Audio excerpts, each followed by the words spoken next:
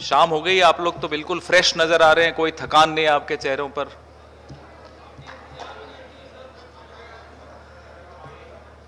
जैसे कि आप लोग सुबह से शाम तक यहां मेहनत कर रहे हैं, वहां कन्वेंशन सेंटर में सब्जेक्ट्स कमेटी की बैठक चल रही है और मुझे भी नहीं मालूम वो कब तक चलेगी, क्योंकि बड़ी चर्चा चल रही है, गहन चिंतन चल रहा है, अलग अलग मुद्दों पर सब अपने अपने विचार रख रहे हैं। और जैसा कि आप जानते हैं, हमारी पार्टी में एक बहुत ही स्वस्थ परंपरा है, सबकी सुनी जाती है, जो भी बिंदु ऐसी चर्चाओं से निकलते हैं उस पर मंथन होता है, सब सुनते हैं एक दूसरे की और फिर उसका निचोड़ निकालते हैं। तो अभी अलग अलग विषयों पर जब मैं यहां आया, उससे पहले, और माफी चाहता हूं विलंब भी हुआ, उससे पहले यही प्रक्रिया वहां चल रही थी और अभी भी चल रही है। हमारे तमाम वरिष्ठ नेता बैठे हैं, क्योंकि देश जिस परिस्थिति से गुजर रहा है वो आप रोज खबरों में चलाते भी हैं और देखते भी हैं, और कुछ चीजें चलाना चाहते भी हैं और चला नहीं भी पाते। आपको मालूम है क्या हो रहा है। तो ऐसे में एक राष्ट्रीय राजनीतिक दल जिसका राष्ट्र निर्माण में एक योगदान रहा है, कहना बहुत ही मुझे लगता है गलत होगा। राष्ट्र और कांग्रेस पार्टी इकट्ठे बड़े हुए हैं। भारत और Congress party, they are intertwined together. तो ऐसे में हमारी जिम्मेदारी बहुत ज्यादा बढ़ जाती है, खासतौर पे जब सरकारें मीडिया का मुंह बंद करने पर आमादा हो जाती हैं, विपक्ष की आवाज दबाने पर आमादा हो जाती हैं, बेरोजगारी पर सवालों के जवाब नहीं देती, महंगाई पर सवालों के जवाब नहीं देती, अर्थव्यवस्था की जो हालत है उस पर चर्चा नहीं चाहते, चीन आपके बॉर्डर्स के भीतर घुसता चला जा रहा है, उस पर आपको कोई चिंता नहीं है, कोई भय नहीं है। उल्टा आप अपने ही देश के मीडिया, अपने ही देश के रक्षा विशेषज्ञ, अपने ही देश के सेवानिवृत्त फौज के अधिकारियों, अपने ही देश के विपक्ष को लाल आंख दिखाते हो। लाल आंख दिखानी कहीं और थी आपको। और अब तो आपने देखा, इसी हफ्ते जयशंकर जी ने इंटरव्यू दिया, वो इंटरव्यू पढ़कर एफएम का फुल फॉर्म ही बदल गया। एफएम को हम नॉर्मली कहते थे फॉरेन मिनिस्टर, फेल्ड मिनिस्टर का दर्जा एफएम को अब उन्होंने खुद दे दिया, हमने नहीं दिया। जिस तरह की उन्होंने भाषा का इस्तेमाल किया कि चीन तो भाई बहुत बड़ा है, इतनी बड़ी अर्थव्यवस्था है, हम उसको कैसे आंख दिखा सकते हैं। ये भारत का विदेश मंत्री कह रहा है कि चीन बहुत बड़ा है, हम उसको आंख नहीं दिखा सकते। इंदिरा जी के वक्त बांग्लादेश की जब लिबरेशन की वॉर चल रहा था, अमेरिका ने हमें आंख दिखाने की कोशिश की थी। इंदिरा जी के पास भी ये बहाना था कि अरे अमेरिका तो बहुत बड़ी अर्थव्यवस्था है, छोड़िए, चलिए हम पीछे हट जाते हैं। इंदिरा जी ने तो ऐसा नहीं कहा था। 1962 की वो बात करते हैं, हमें आजाद हुए ज्यादा वक्त भी नहीं हुआ था, 15 साल हुए थे। नेहरू जी भी कह सकते थे कि नहीं नहीं, चीन से नहीं लड़ना, सरेंडर। अब मैं ज्यादा बोलूंगा तो फिर आप लोग बोलोगे कि बोलता हूं। नेहरू जी ने तो सरेंडर नहीं किया, लड़े, हम हारे लेकिन लड़े। आज बिना लड़े एक कमजोर प्रधानमंत्री, एक कमजोर केंद्र सरकार, एक बहादुर सेना के होने के बावजूद हम अपना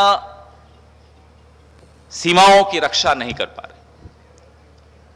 चीन बराबर घुसता चला आ रहा है। नए नए बहाने रोज होते हैं, लेकिन कितने भी बहाने बना लीजिए, 19 जून 2020 का वो काला दिन हम नहीं भूल सकते, देश कभी नहीं भूल सकता, ये विश्व नहीं भूल सकता, जब भारत के प्रधानमंत्री ने चीन को क्लीन चिट दी कि ना कोई घुसा ना कोई आया। अब उस अजीब से वक्तव्य को ढकने के लिए कभी जयशंकर जी कुछ बोल देंगे, कभी कोई नया बहाना बना देंगे, लेकिन उससे कुछ होने वाला नहीं। उनकी ये टिप्पणी खेदजनक है, निंदाजनक है कि चीन एक बड़ी अर्थव्यवस्था है इसलिए हम उनसे लड़ नहीं सकते।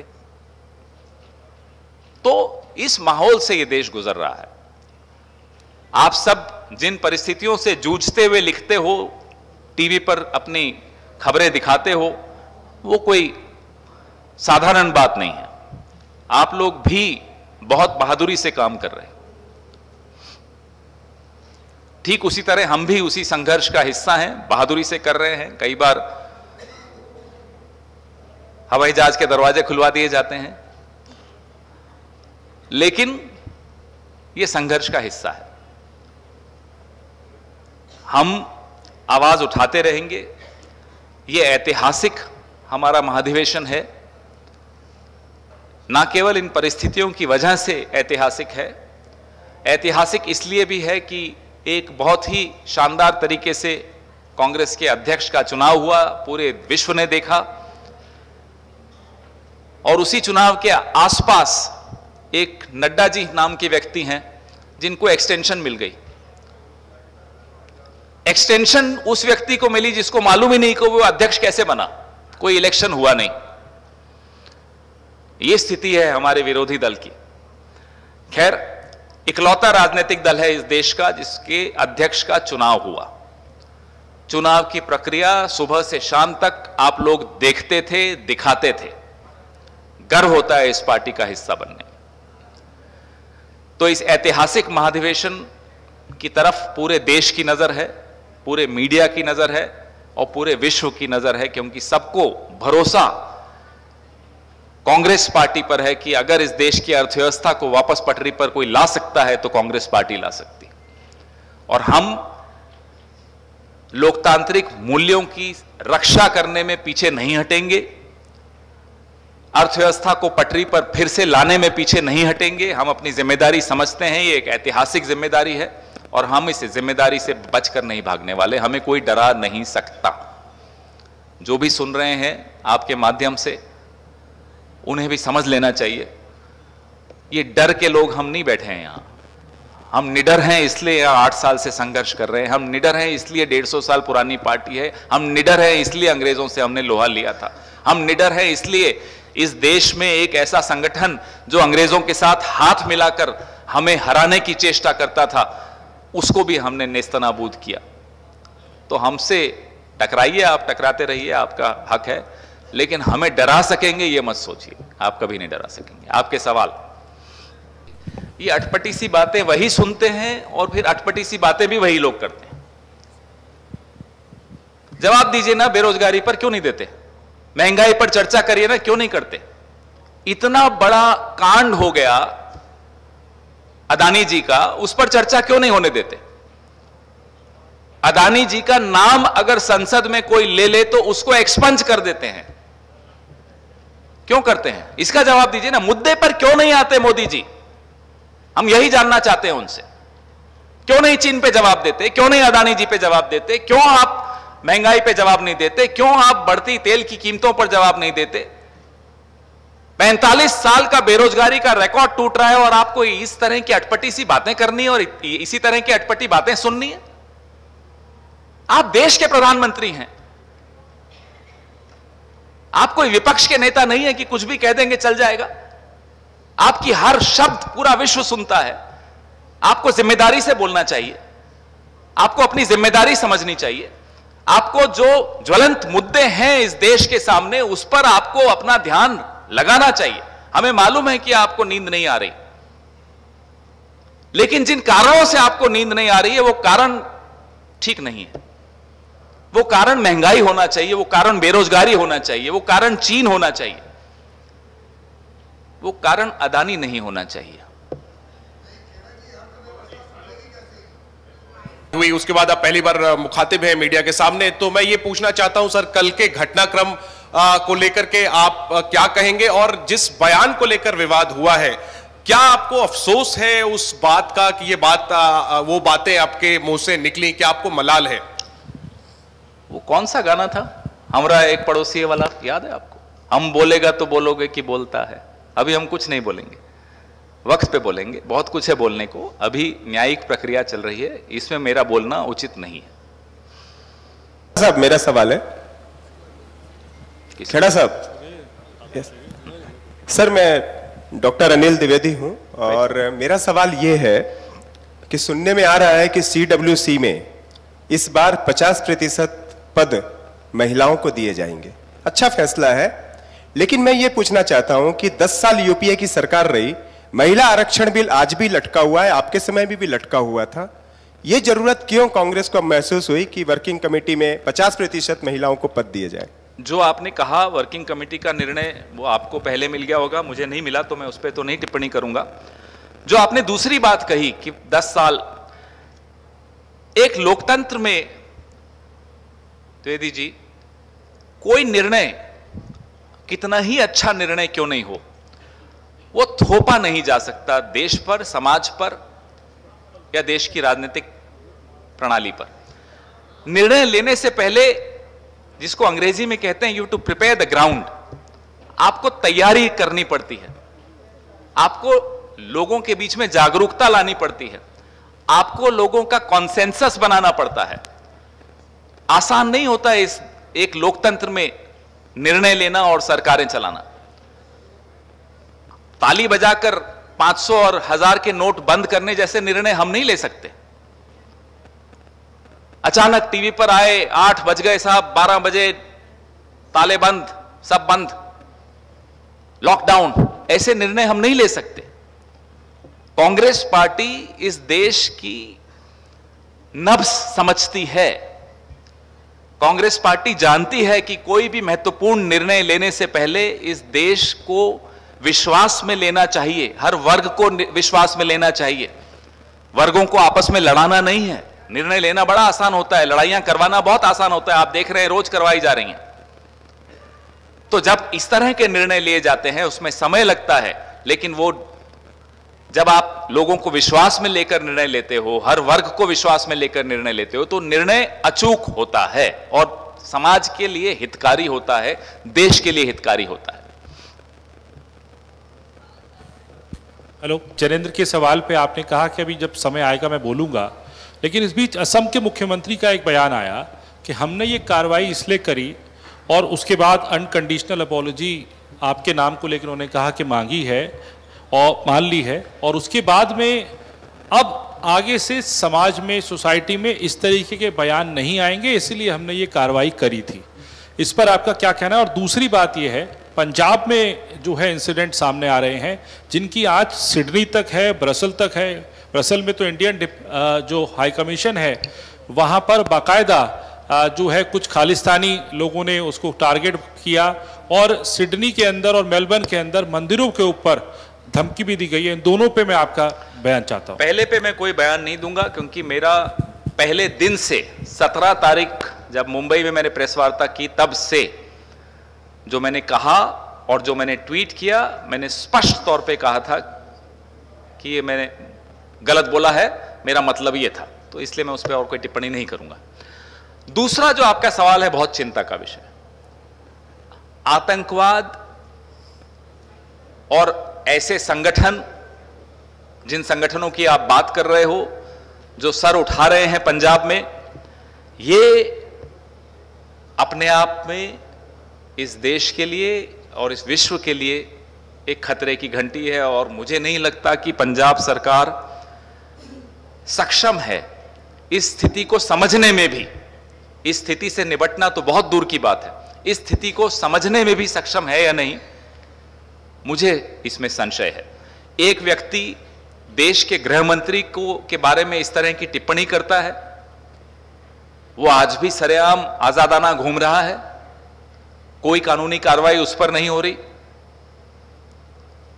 देश का गृह मंत्री देश का होता है, एक तरह से सीधे सीधे उसको धमकी दी जाए और वो व्यक्ति पर कोई कानूनी कार्रवाई नहीं हो, कोई हवाई जहाज नहीं रोकते हैं, कोई हवाई जहाज से उतारे नहीं जाते हैं, कोई किसी प्रदेश की पुलिस नहीं जाती है, तो आतंकवाद को कोई समर्थन कर रहा हो उसके लिए नियम कुछ और हों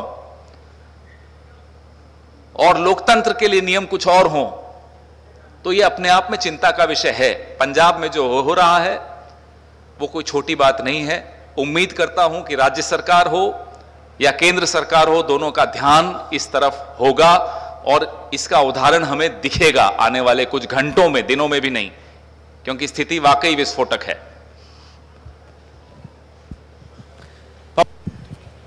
मैं नहीं जानता प्रस्ताव के विषय में, क्योंकि वो तो एक प्रक्रिया है ऐसे प्रस्तावों की, वो प्रक्रिया चल रही है।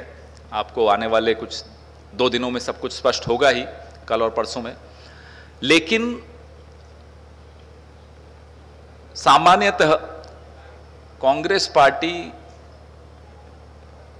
का दिल बड़ा है। कांग्रेस पार्टी के दरवाजे और खिड़कियां खुली रहती हैं, ताजी हवा आती रहती है। हमारे दरवाजे किसी नहीं हो जाते। लक्ष्मण रेखा होती है, विचारधारा की लक्ष्मण रेखा अवश्य हम कोशिश करते हैं कि वो न टूटे, क्योंकि पूरी बात, पूरा संघर्ष, दशकों का संघर्ष, मैं तो कहूंगा सैकड़ों सालों का संघर्ष विचारधारा का ही है। तो उस संघर्ष पे या उस लक्ष्मण रेखा पे कोई समझौता न हो, ज्यादा से ज्यादा हमारा प्रयास यही रहता है। रही बात, आपने कुछ संगठन का नाम लिया, एक गैर पंजीकृत संगठन का आपने नाम लिया और उनके एक नेता का आपने नाम लिया, तो बैकफुट पे हम कभी नहीं रहते। लेकिन मैं आपको एक बात बताना चाहता हूं कि सेंट्रिज्म जो हमारी विचारधारा है कांग्रेस पार्टी की, वो न लेफ्ट है न राइट है, वो उन दोनों का सम्मिश्रण है। वो लेफ्ट के खिलाफ नहीं है, वो राइट के खिलाफ नहीं है, लेकिन वो एक्सट्रीम लेफ्ट के खिलाफ है और एक्सट्रीम राइट के खिलाफ है। यही इस देश की विचारधारा है, यही सनातनी विचारधारा भी है, परंपरा भी यही है, यही हर धर्म का निचोड़ है। हर धर्म का, आप बुद्धिज्म ले लो, इस्लाम ले लो, जैनिज्म ले लो, सिखिज्म ले लो, पारसी, ज़ोरास्ट्रियनिज्म, आप कोई धर्म उठा के देख लीजिए। मैंने आपको कहा सनातनी परंपरा के भी विषय में, उन सबका निचोड़ वही है जो कांग्रेस की विचारधारा है। सेंट्रिज्म को हिंदी में क्या कहते हैं? मध्य मार्ग। तो मध्य मार्ग में कभी कोई बैकफुट पे नहीं जाता है। मध्य मार्ग में यह सुनिश्चित किया जाता है कि हमारे कदम कहीं ज्यादा लेफ्ट में ना चले जाएं, हमारे कदम कहीं ज्यादा राइट में ना चले जाएं।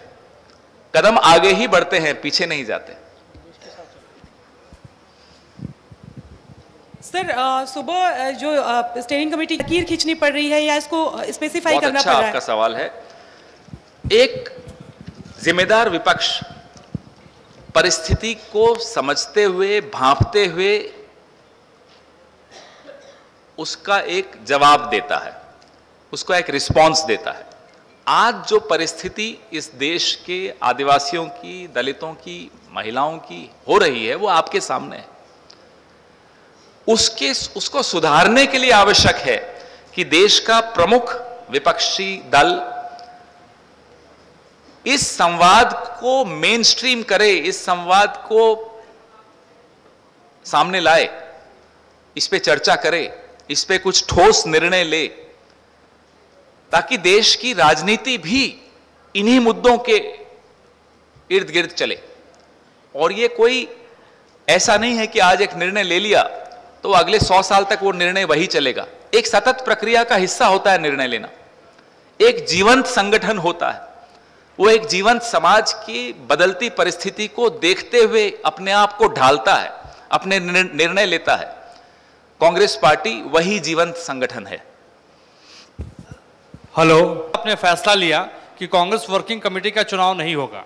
इस बैठक में राहुल गांधी, सोनिया गांधी, प्रियंका गांधी शामिल नहीं हुए। क्या इन तीनों नेताओं की सहमति है कि कांग्रेस वर्किंग कमेटी का चुनाव न हो? मैं दोपहर को एक प्रेस वार्ता हमारी हुई, वो मैं भी सुन रहा था अपने कमरे में बैठकर। जयराम जी ने इसका उत्तर दे ही दिया, तो आप मेरे महासचिव और मेरे बीच में क्यों आप